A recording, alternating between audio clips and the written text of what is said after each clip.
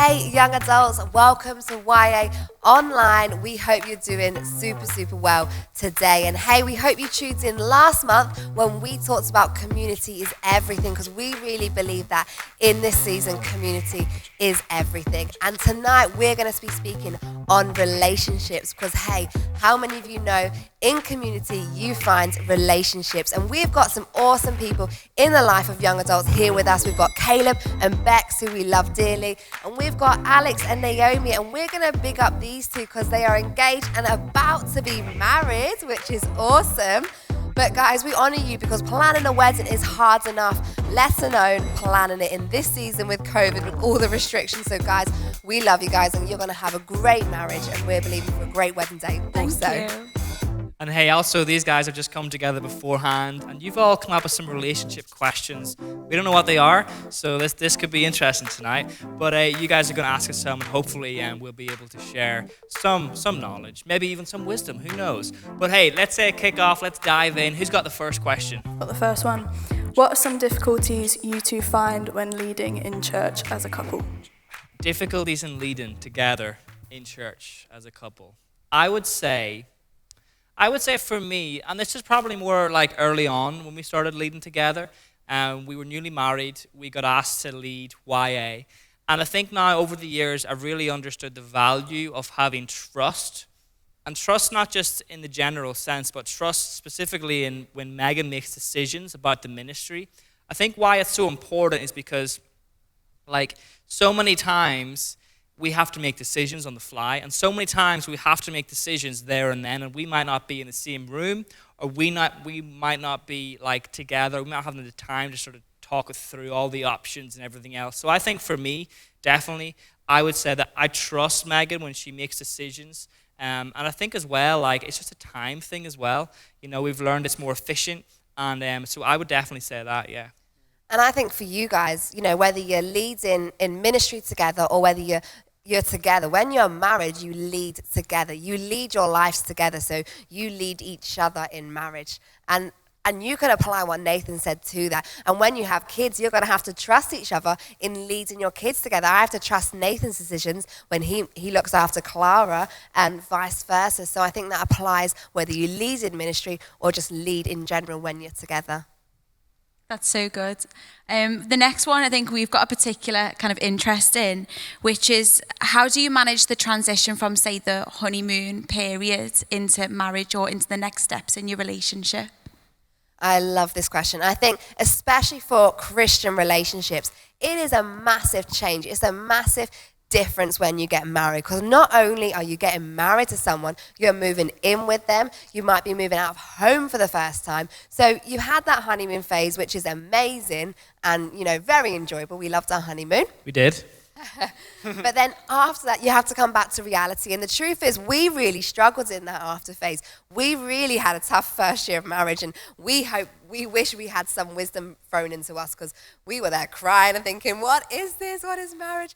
But I was doing most of the crying, though. Yeah, he was, I was. But I think for you guys, lower your expectations and don't try and compare too soon. I think so often you have that idea of what your marriage should look like, and if straight away it doesn't look like that, you start panicking, is there something wrong with us? I think everyone who steps into marriage for the first time, the start of it is not always glamorous. The start of it is not always the most favorable time in your marriage. All of the things that you think you should be having, oh, we're married now, so we should have sex every night. That might not happen, okay? And don't have that expectation for yourself. Lower them, be graceful for each other, talk to each other, and just give yourself time to grow into that marriage. So good. I think for me, what I would say on that one, Naomi, is I would say that it's really important to try and develop really good communication early on. That will be the make or break, I think. And I think for us, like, I can think back and from our experience, and I can just remember, like, when you move in together and you start to do life together all the time, I think what you then realize is, wow, there's so much about this person I didn't even know. Like, it's the little things. Like, you know, I think for us, it was all about sort of being able to communicate early on, and even communicate about the little stuff, because after a while, if little things keep chipping away and keep chipping away and keep chipping away, all of a sudden you have a massive blowout, you have a full-on argument, and then you're like, and then you sort of stop and go, what are we even arguing about? It doesn't really make any sense. And you try and think about, how did this even start? And then you really think about it, you go, okay, it was because of all these little things that have built up over time. So I think we've learned just to sort of say, hey, right now I'm frustrated, this is why. Like, as soon as the issue arises inside of yourself and you feel yourself, sort of get a little bit roused up, say, hey, like, what you said there hurt, or hey, like, how you dealt with that situation, I don't think I really agree with that. Like, so be honest and be good at communication. That takes time. You learn this as you go, but I would definitely say, communication. Really good question, though. So good. Yeah, that's really, really good. So this one is directly to you, Nathan. What are wise considerations you need to make before proposing? So for you, at the point where you were about to propose to Meg, what were you thinking at that point? And for the minority of girls who might be proposing to the guy listening as well. Go on. All right, some important considerations. I think for me, the main thing has got to be this. It's got to be life alignment. When you've got someone or you're dating and you've got to the point where you've realized, you know what, I see a future with this person. I could see myself being married to this person. Often what's missed is the conversation that happens around morals, principles, and everything else that sort of goes along with life. And if you don't have life alignment, in other words, life agreement, like about the main things in life that really matter, I really feel like you're going to enter into a marriage and there's going to be times where you clash. And naturally, in a relationship, you're going to clash. But if you clash about the big things, and you don't have life alignment, I think it's going to be really hard to navigate that. What would you say? Yeah, and I've got to chip in even though I'm not the one proposing. But I really believe, and I think when you're dating someone, especially as Christians, we do talk about morals, having them in line. I think that's fantastic. But also the most important thing is, what does their walk with Jesus look like?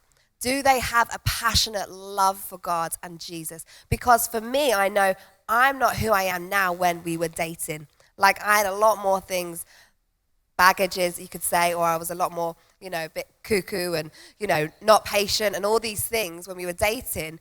But I had a love and a passion for Jesus and God, and you saw that. And I think so often we want all the morals in place, which is fantastic. But if they don't love Jesus, then morals can come and go. Something can make them switch and change their mind. But if their love for Jesus, that is what's going to get them through, and that is what's going to carry them through the relationship. Amazing. I'm loving this. This is so good. I think we all know, everyone who's been in a relationship knows they aren't always perfect. They're not always, great times. So I guess really from our point of view is like, how do you manage those times where you're having arguments, and how do you deal with that as a couple? We argue every day, don't we? We do, actually, yeah. No. I'm just kidding. We're good. No. I think this is so good because that is the truth. If you think your relationship's going to be perfect from day one, it is not. You're going to be in for a shock. You will come across an argument sooner or later. And I think for us, again, we've talked about communication, but again, talking that out. Also, having someone you trust who you can go and speak to about something. Often, when I speak to someone else, like a mentor or someone who's keeping me accountable, or just a friend who's a couple who's further on than us, they just give us so much more wisdom, and it calms the situation right down. A lot of the times we've done it wrong, and I just go mad and have a big shout and let it all out. Megan likes an argument. But I think sometimes, however you respond to it, as long as you can reflect on it, and I think for us, we're very good at maybe not doing the first thing well, but we reflect well. And the next day, or even a couple of hours out, we'll sit down and say, hey, we need to talk about this. We haven't sorted this argument out. We keep clashing heads. We keep going through the same thing, or just apologizing. A lot of the time in arguments, I think as well, you've got to know when to just quit arguing and just think, even if you think you're right, which sometimes us girls always think we're right? We've got to realize, actually, maybe I'm not in this situation. Maybe I just need to respect the person you're dating or who you're married to, and honor their choice, even if you don't agree with it. The best bit of advice I ever got on this particular question, and I asked the same question to a guy I have major respect in the life of church, and he sort of said it like this. He said, whatever you do, when you get married and you start to have arguments and disagreements, he said, make sure you pick your battles wisely. In other words, pick which ones you really want to argue about, and the other ones, let them go. And I think like an argument takes a lot of energy, not just physical energy, but I think emotional energy. And I think like when you think of it in that context, I think it's really important because so often there's things and we argue that just don't really make much difference. That really, they don't really matter. So save your strength for the times when you have to sort of fight your side, fight your case, fight your cause, because actually what you're doing there, an argument, sometimes I feel can actually be used to challenge perspective. And I think in a couple, especially when you're doing ministry together and you're involved in church together, so often as Christ followers in general, our perspective is often being challenged through Scripture and through what God says. So I think in a marriage, I think it's kind of similar where sometimes, like I'll ask Megan certain things on reflection. I say, how did I handle that? And then she'd be able to feed back. But that's off the back of an argument. So sometimes it's pick your battles and then being willing, like Megan just said before, to be reflective and try and learn from that. But hopefully that helps give you some sort of steer on that one. But yeah, great question, really good. That's really good. Okay, so for both of you, what's a deal maker and a deal breaker when looking for a spouse? I think we kind of spoke about this earlier briefly a little bit. I think, if you're in church and you call yourself a Christ follower, they've got to love Jesus. They've got to love the church. I mean, for me and Nathan, we both love Liverpool One Church. We come and serve here together. So we don't have to, quarrel on that. I think that's really important. You've got to have a friendship. I think you've got to be able to know their lifestyle, so not just who they present them with, like, do you know their family? Do you know their friendship groups? Do you know a bit about their background? You've got to get to know them before anything goes to the next level, really. And I think for me on that one, I would probably say that it's really, really important that you've got to be able to have the conversation always about like, hey, do you know what, actually, do you feel this is the right move for us? Do you feel like right now, like together in this decision we have to make, are we making this together or are you making it as an individual? If you're not in it together, I think so often things happen and big decisions come along, and when those big decisions happen, if you're not facing those head on as a couple, I feel like so often it just becomes a little bit blurry. And then all of a sudden you have the other person resenting the other person for making that decision. And I guess like this kind of maybe sounds a little controversial to what I was saying before, but I think this is when it comes down to like big decisions, life decisions. And I think like for us, we've got to bring it to God. We've got to pray about it. We've got to almost talk to each other and thrash out all the different ideas.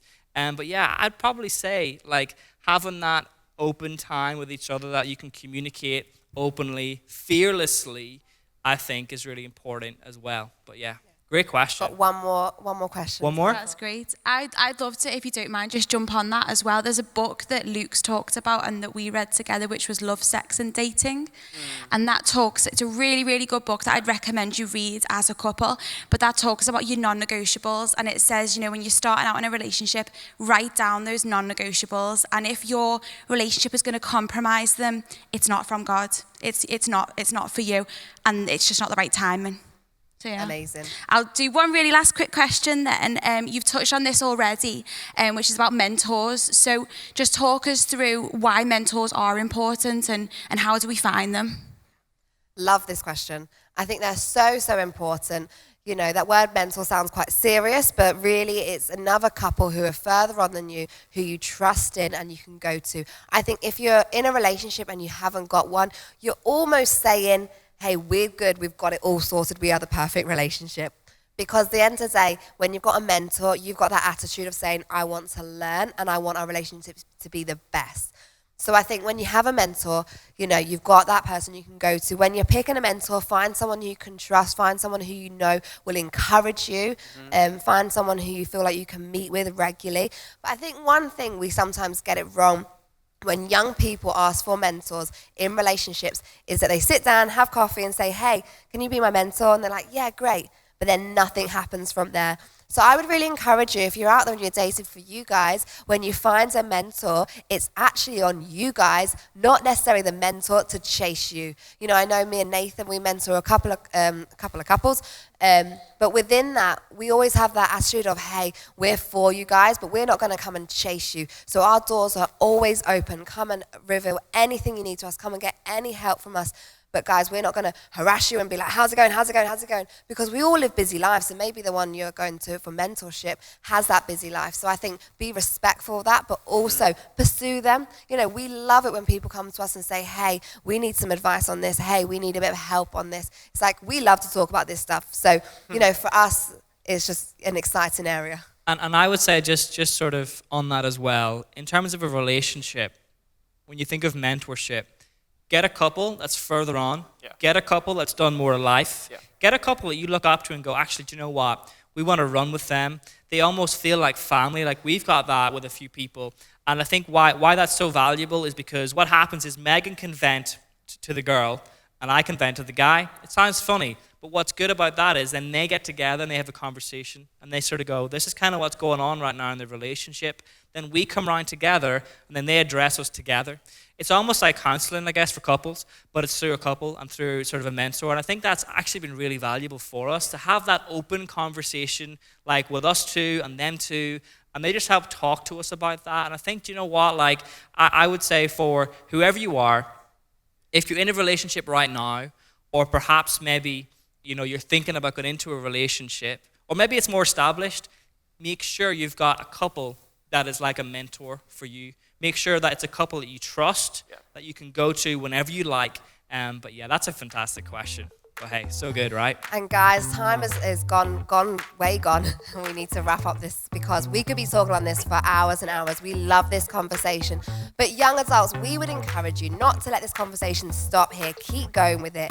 Get yourself in a life group. Get yourself chatting about these things. If you've started dating someone, get someone who maybe a life group leader and ask for their opinion. And hey, if you are a couple dating, then, you know, get yourself around mentors, like we said. Even in this season where maybe we're not meeting in person, you can still have relationships that thrive and prosper and grow. But guys, we love you. We miss you. We can't wait to gather in person. And thank you to Caleb and Bex and Naomi and Thank you, Alex guys, for helping us tonight and unwrapping some questions.